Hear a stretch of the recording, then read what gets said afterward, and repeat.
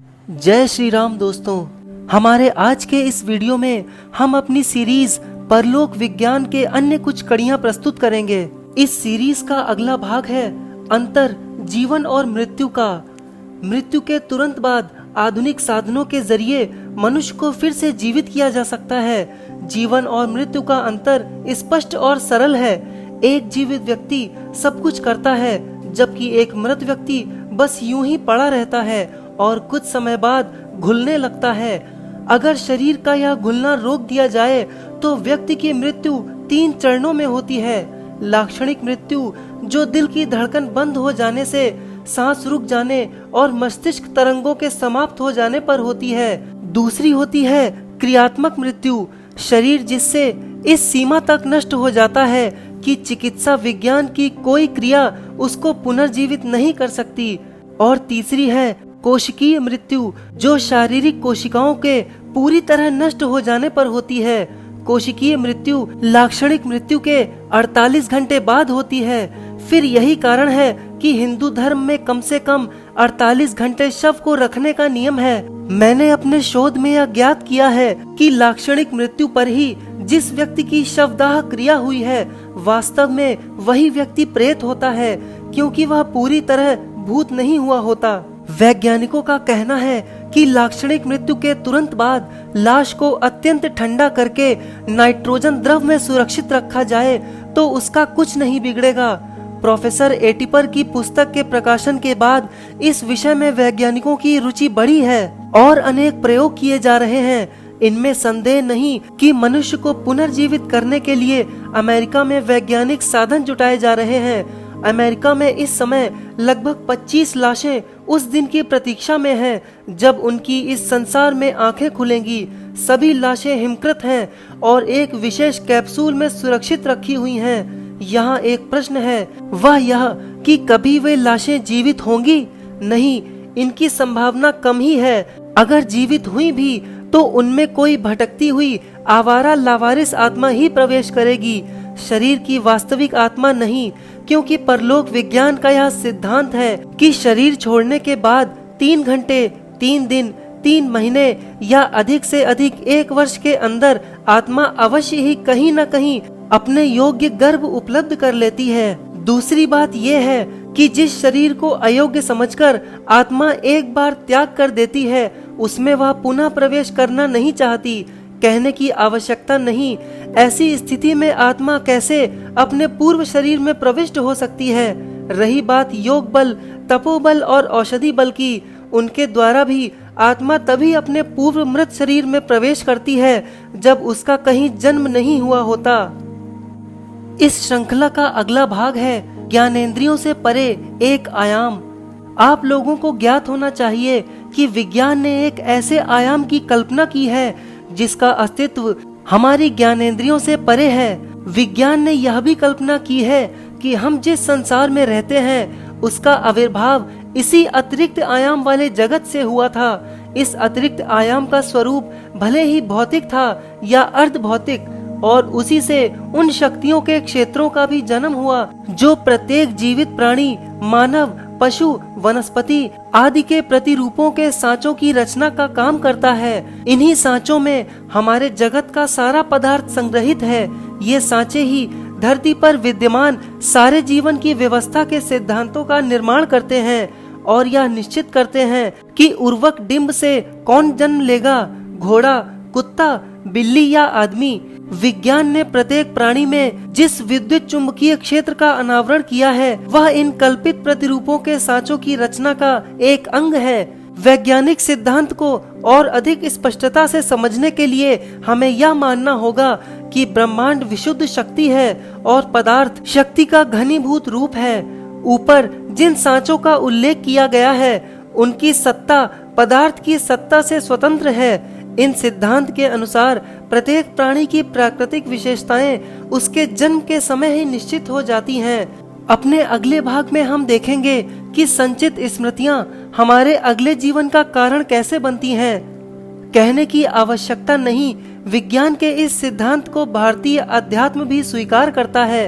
उसके अनुसार वर्तमान जीवन में पिछले कई जन्मों की स्मृतियां मस्तिष्क कोशिकाओं में सुरक्षित रहती हैं। वास्तव में पूर्ण जीवन की स्मृतियों के आधार पर अथवा उसके अनुसार ही अगला जन्म होता है, फिर होता है जीवन का निर्माण। सच पूछा जाए तो संचित स्मृति ही अगले जीवन का कारण होती है।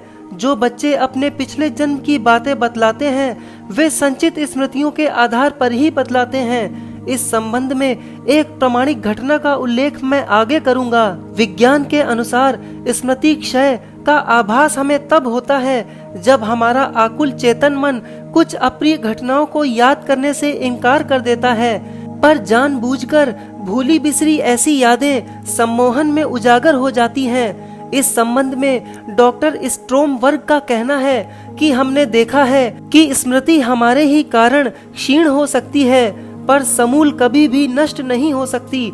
हमारे जीवित मस्तिष्क में होने वाले विद्युतीय उत्थानों के बावजूद शक्ति क्षेत्रों के प्रतिरूपों के सांचों की संरचना सदैव अक्षुण्ण रहती है और इन उत्पातों का उस पर कोई असर नहीं पड़ता।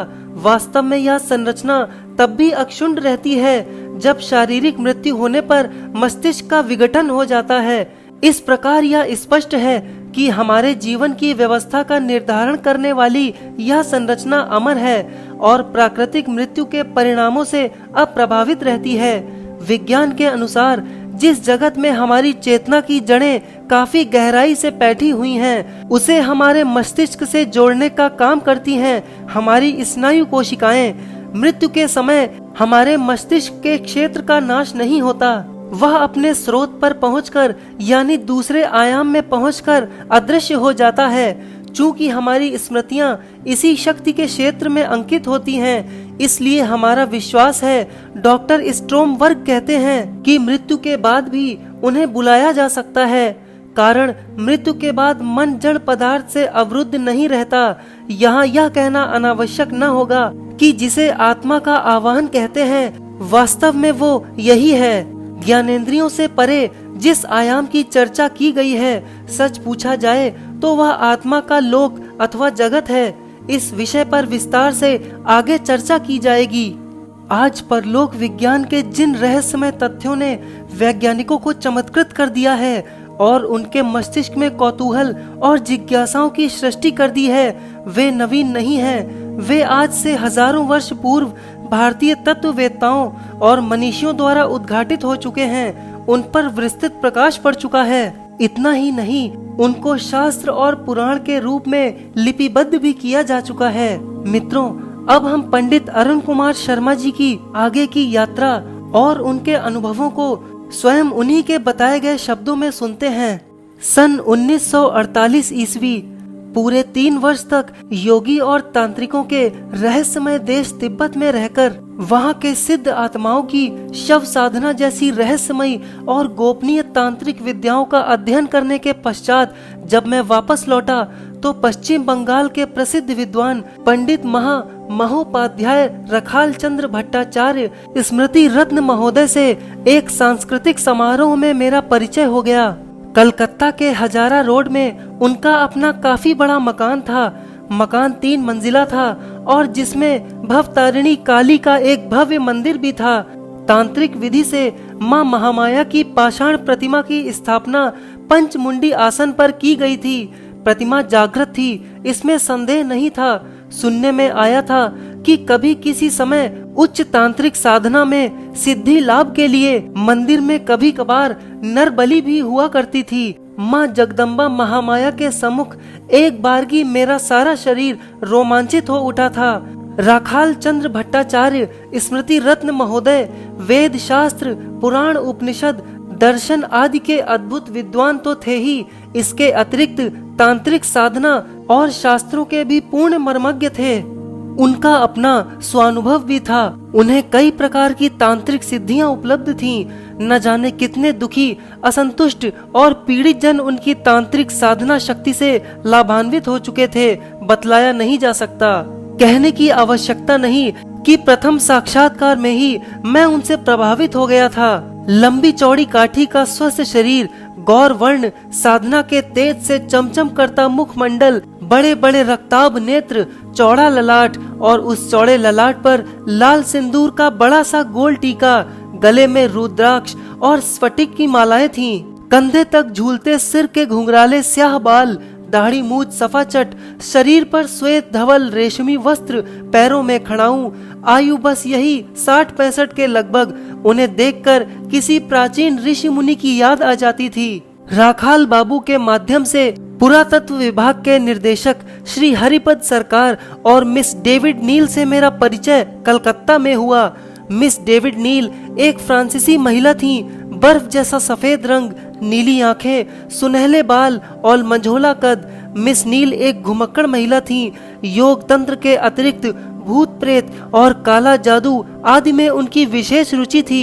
अपनी इसी रुचि से प्रेरित होकर उन्होंने तिब्बत की एक बार नहीं 5 बार जीवन मरणदायिनी हिम यात्रा की थी, जिसका रोचक वर्णन उन्होंने अपनी पुस्तक माई जर्नी टू लासा में किया है। इस पुस्तक के बाद उनकी महत्वपूर्ण पुस्तक है विद मिस्टिक एंड मैजिशियंस इन तिब्बत।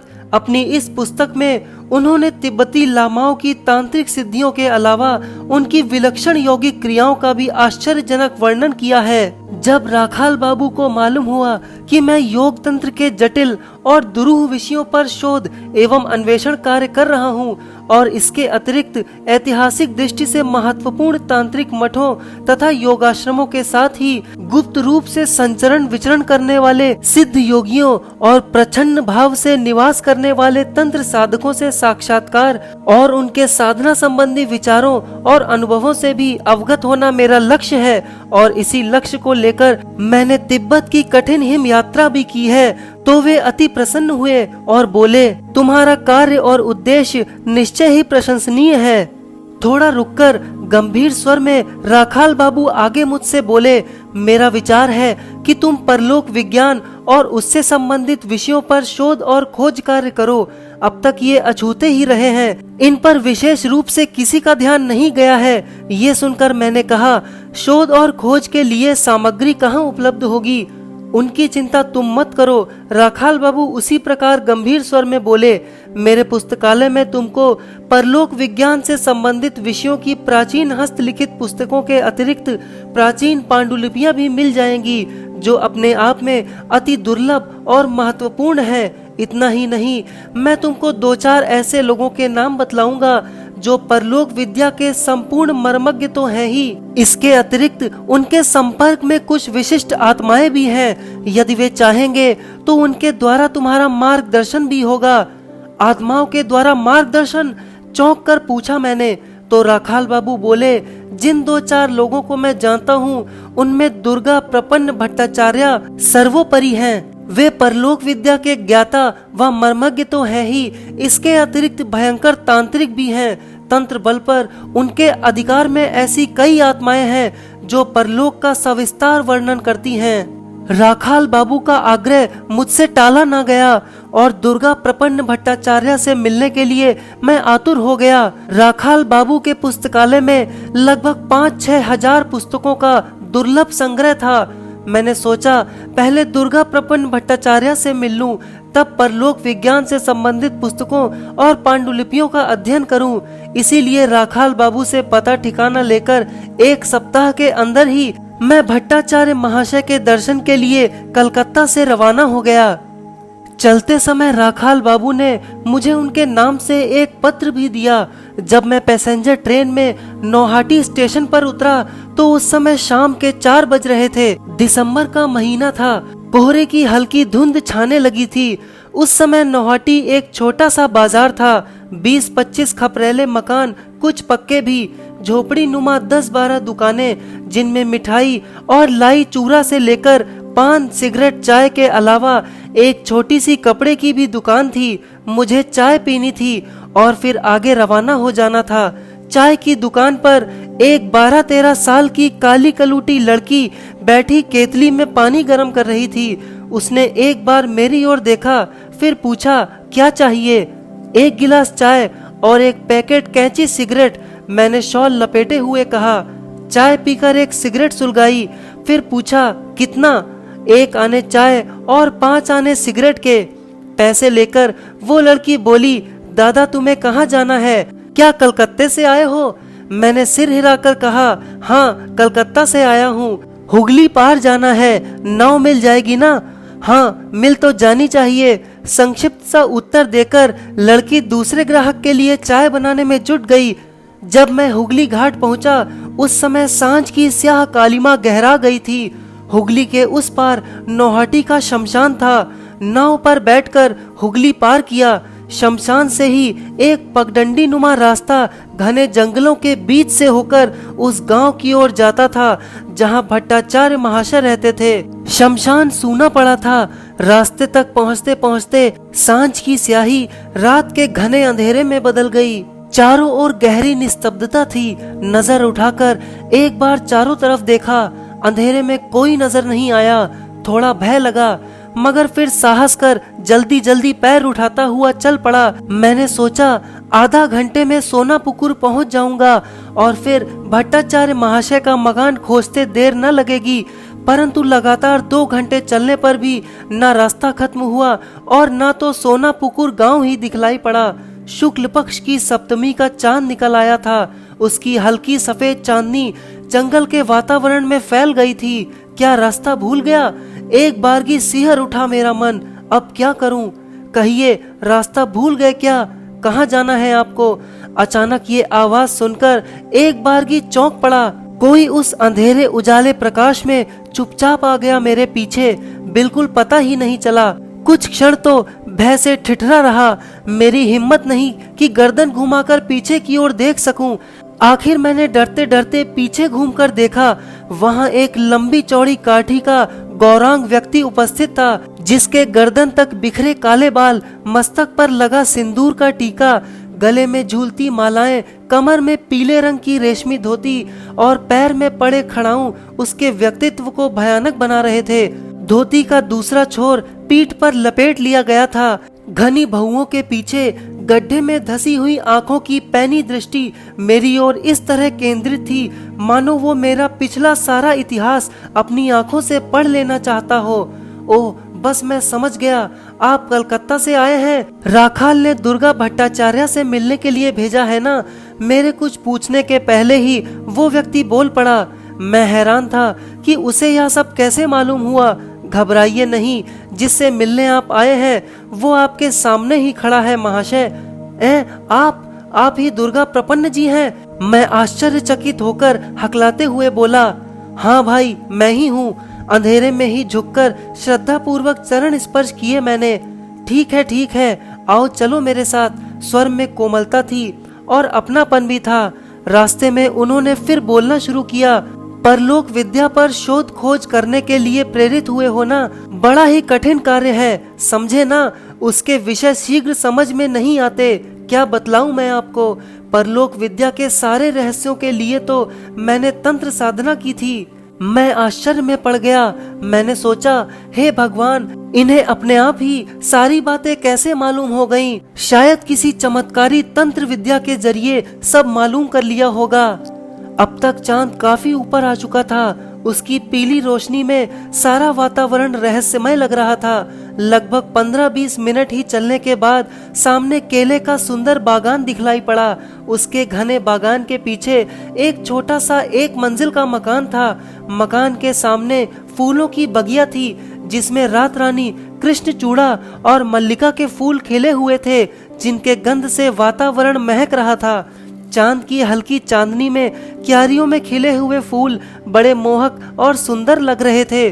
वातावरण में सिहरन के अलावा एक खिन्नता भरी उदासी भी थी। मकान में छोटे बड़े 4 कमरे थे।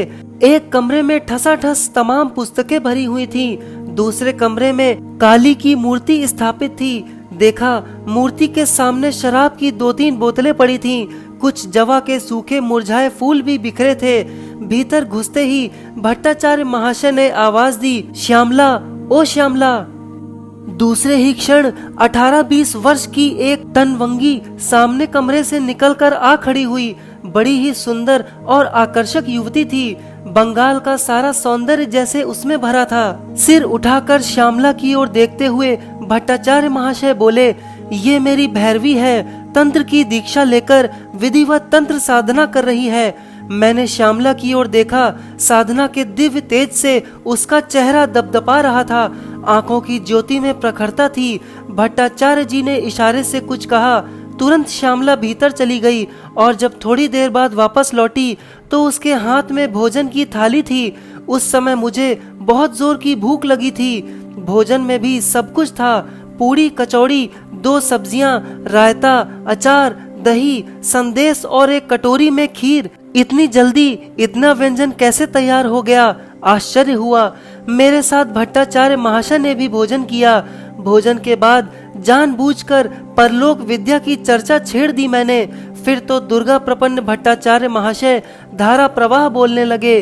भाषा प्राज्वल्य और सरल थी, समझने में किसी प्रकार का व्यवधान उपस्थित नहीं हुआ।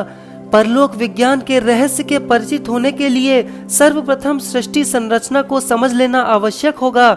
भट्टाचार्य महाशय चांदी के डिब्बे से पान का एक बीड़ा निकालकर मुंह में डालते हुए कहने लगे, हम अपनी सृष्टि को लेकर बहुत भ्रम में जीते हैं। वह यह कि हमारी ज्ञानेंद्रियों की पकड़ में जो भी पदार्थ या तरंगे आती हैं, मानो वही अस्तित्व है, शेष कहीं कोई अस्तित्व नहीं है। लेकिन इस लोक का जो अंश हमें आंखों से दिखलाई पड़ता है, हमें कानों से सुनाई पड़ता है, वो पूर्ण अस्तित्व का कदाचित सहस्त्रांश या लक्षांश भी नहीं है। इस संबंध में पश्चिम के कुछ अनुभवी विद्वानों ने जो पुस्तकें लिखी हैं, उनमें CDW लैंडविटी की the other side of death और श्रीमती एनी बेसेंट की लाइफ आफ्टर डेथ अपने आप में अति महत्वपूर्ण है, इसलिए कि उन दोनों पुस्तकों में लेखक का स्वानुभव विशेष रूप से संलग्न है।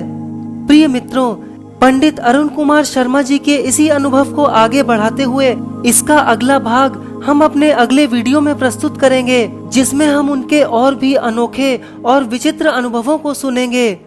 जय श्री राम।